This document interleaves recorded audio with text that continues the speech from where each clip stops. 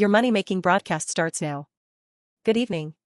Today is May 28th, Thursday. Here are the top stories moving the markets. Despite a volatile mix of geopolitical tension in the Middle East and a mixed bag of earnings from a cloud giant, the markets have shown incredible resilience. We are seeing a fascinating divergence where the Dow is leading the charge while the Nasdaq flirts with overbought territory, leaving investors questioning if a correction is imminent or if the AI bull run has another gear. Let's start with the closing numbers. The S&P 500 finished virtually flat, up 0.02% at 7,520.36. The Nasdaq managed a slight gain of 0.07%, closing at 26,674.73. However, the real winner today was the Dow Jones Industrial Average, which climbed 0.36% to 50,644.28, marking it as the strongest index of the session. In the volatility space, the VIX plummeted 4.23% to 16.29, a clear sign that the initial fear surrounding the Iran situation is rapidly being priced in and absorbed. On the commodity front, Brent crude rose 2.11% to $94.20 as the Iran-US exchange of fire intensified, while gold fell 1.33% to $408.49 as investors rotated out of traditional safe havens. The Russell 2000, tracked by IWM, held steady at $290.37, with its RSI of 54 signaling that small caps still have significant room to run compared to the overbought Nasdaq. Looking at sector performance, the energy sector benefited from the oil price surge, while tech and semiconductor stocks showed mixed results as the market digested both the CRM earnings and the geopolitical headlines.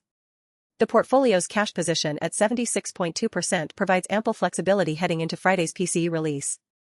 Our first and deepest dive today is the rollercoaster ride of Salesforce, ticker CRM. Now, if you followed the pre-market action, you know it was a wild ride.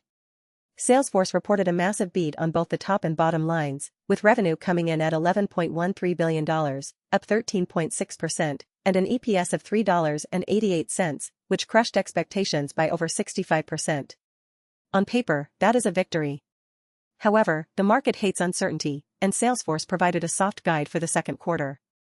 More importantly, there is growing skepticism regarding the monetization speed of their AI agent force. Let's look at the price action because it tells the real story. After the earnings call, the stock dipped to around $174.73 in after-hours trading. But early in pre-market trading, it bounced back to $178.93. It opened at $178, hit a high of $183.92, and eventually closed at $177.51. If you look at that closing price, it is almost identical to the previous day's close. Java's analysis suggests that the market has essentially neutralized the news. The beat was great, but the guide down was a wait. However, with Citi maintaining a target of $225, there is still a 26.7% upside. The key takeaway here is that the broader market didn't panic. Salesforce's struggle didn't trigger a tech sell-off, which is a huge signal of strength for the current regime. Moving to our second big story, we have the geopolitical volatility involving Iran. We saw reports of Iran targeting U.S. airbases following fresh American strikes. Normally, this is a recipe for a market crash and a spike in safe haven assets. Indeed, Brent crude jumped 2.11% to $94.20. But here is the anomaly: the VIX, our fear gauge, actually dropped from 16.74 this morning to 16.29 by the close. That is a 4.23% decrease in fear while a conflict is escalating. What does this mean for us? It means the market has developed a high tolerance for these shocks. We are seeing a reflexivity pattern where the initial shock is absorbed rapidly. Interestingly, Carnival Cruise Line, ticker CCL, surged 4.75% to $27.98 despite the oil price increase. This tells us that consumer demand for travel is currently outweighing the fear of higher fuel costs. When Paul Tudor Jones says listen to what the price is telling you, this is exactly what he means. The price of CCL is screaming that demand is robust, regardless of the geopolitical noise in the Middle East. Now, let's discuss the macro landscape and what lies ahead. This week has been dominated by three converging narratives: the CRM earnings aftermath, the Iran geopolitical flare-up, and the looming PCE inflation data due Friday. On the Fed front, Minneapolis Fed President Neil Kashkari and Chicago Fed President Austin Goolsbee both struck a notably hawkish tone, emphasizing that the fight against inflation remains their top priority and that energy-driven inflation is proving stickier than expected. This coordinated messaging suggests the Fed is preparing markets for the possibility that rate cuts may take longer than the bullish consensus expects. The key risk here is that the Nasdaq's RSI has climbed to 70, firmly in overbought territory. A hot PCE print on Friday could trigger a sharp rotation out of high-multiple tech and growth stocks. The Dow, with its more moderate RSI of 62, and the Russell 2000, at RSI 54, are much better positioned to withstand such a rotation. Looking at the portfolio implications, our current 76.2% cash allocation is deliberately defensive. This positions us to deploy capital opportunistically if Friday's PCE triggers a meaningful sell-off. The key levels to watch: SPY at $740 support. As long as this holds, the bull trend remains intact. QQQ at $715 support is the next critical level for the tech-heavy Nasdaq.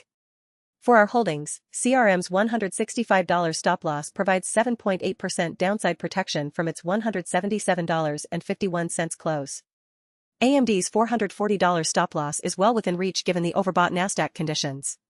And CCL, despite oil at $94, has its $24 stop-loss providing ample buffer from its $27.98 close. Finally, let's talk about the semiconductor momentum that simply refuses to die. Micron, ticker MU, is the star of the show, closing at $928.41, up 3.63%. This brings its 5-day gain to a staggering 26.8%. UBS has set a target of $1,625, citing an explosion in AI memory demand. While AMD saw some profit-taking, closing down 1.66% at $495.54, the overall trend remains bullish. We are also seeing the space sector ignite, with Rocket Lab, ticker RKLB, jumping 4.91% to $150.23. The AI cycle is expanding from just chips into memory, networking, and even satellite infrastructure. However, a word of caution: the QQQ RSI has hit 70. In technical terms, we are in the overbought zone. While the momentum is strong, the risk of a short-term pullback is at its highest point in weeks. We are climbing a wall of worry, but the wall is getting steeper. Wrapping up the macro picture, we need to keep an eye on Friday's PCE price index release. This is the Fed's preferred inflation gauge, and market expectations are for a relatively benign reading. However, the recent hawkish commentary from Kashkari and Goolsbee suggests the Fed is managing expectations for a potentially stickier number.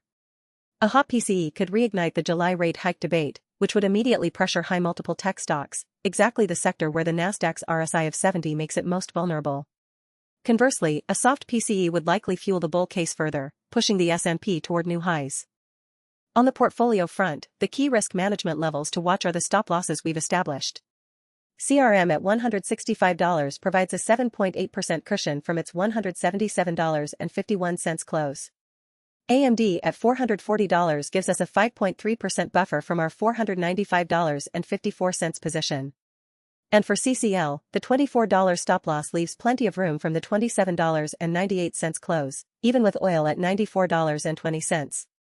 The key message from today is resilience. The market absorbed both a disappointing earnings guide and a geopolitical shock.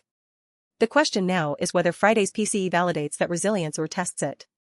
To summarize today's actionable insights, the market has demonstrated impressive resilience by absorbing both the Salesforce guide down and the Iran escalation without breaking a sweat. The VIX at 16.29 confirms that institutional money is not fleeing to safety, it is rotating within the market. Our 4 recommended positions, CSCO, CCL, MU, and SoFi, each occupy a different quadrant of the risk spectrum and provide balanced exposure to the current market regime. As always, position sizing and stop-loss discipline are what separate successful investors from those who get caught in the headlines. Stay disciplined, and we'll see you in the morning for our daily shorts briefing. Remember, the market is a voting machine in the short run and a weighing machine in the long run, as Ben Graham famously taught us. Today's short-term noise around CRM's guide and Iran's provocations doesn't change the underlying economic expansion. The 34-day bull run in the S&P 500 is supported by genuine earnings growth and AI-driven productivity gains. That reality doesn't change because of one soft earnings guide or one geopolitical headline. Stay invested, stay diversified, and let time work for you. The bull market remains intact, the AI trade is still on, and our portfolio is well positioned. Keep building your watch list, keep your stops in place, and let the data guide you. That's Javas for today. To recap today's session, we saw a market that is remarkably calm in the face of geopolitical strife and mixed corporate guidance. The Dow's strength and the VIX's decline suggest that institutional investors are comfortable with the current levels, but the Nasdaq's overbought RSI warns us to keep our powder dry. Our strategy remains defensive, with a high cash position of 76.2% to protect against the upcoming PCE data on Friday. For our stock recommendations, we have 4 distinct plays. First, for the safe-type investor, the father of value investing, Benjamin Graham, would choose Cisco CSCO at $119.67. This is a star position with a 25.1% gain. With AI networking demand remaining robust and a strong moat, this is a classic defensive play that offers stability and steady growth. For a balanced approach, the legendary Wall Street manager Peter Lynch would look at Carnival Cruise Line, CCL, at $27.98. Despite the oil spike to $94.20, the stock's 4.75% jump proves that the recovery in cruise demand is a powerful fundamental driver. It's a perfect blend of value recovery and growth momentum.